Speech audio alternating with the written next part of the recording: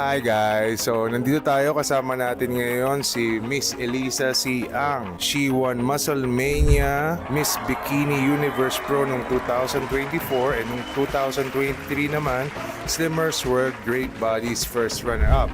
So, she's a multi-awarded bodybuilding fitness athlete both here in the Philippines and abroad. Hi! Meron kasing mga nagtatanong sa kanya na nag-start pa lang mag-gym. Ano yung tanong nila? May friend kasi ako na recently siya nag-start ulit mag-workout. Ngayon, maganda naman daw yung diet niya, maganda yung workout niya, pero instead of losing weight, bakit nag-gain pa siya ng weight? Alright, common problems yun na na-encounter ng mga bago pa lang nag-gym. Well, sa simula kasi, kung tama yung diet and tama yung workout, tapos ang goal mo is to lose weight, pero instead of losing weight, they're gaining weight. Ngayon, ang dapat na mas gawin nila is a more accurate item of measurement, hindi yung weighing scale. Sa gym kasi, meron tinatawag na body composition. So ikaw, Miss Elisa, ano ba yung ginagamit mo? Body composition.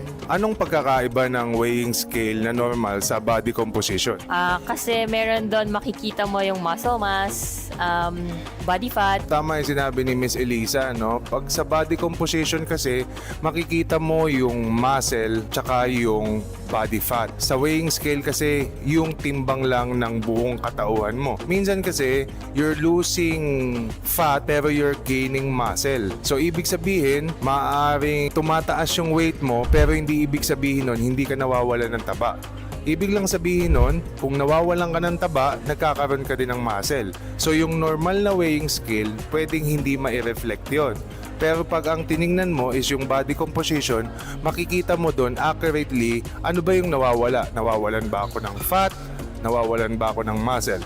Remember, as long as nawawalan ka ng fat, you're in the right direction. Kaya kung ang resulta ng body composition is mababa yung fat pero tumataas yung muscle, you're on the right direction.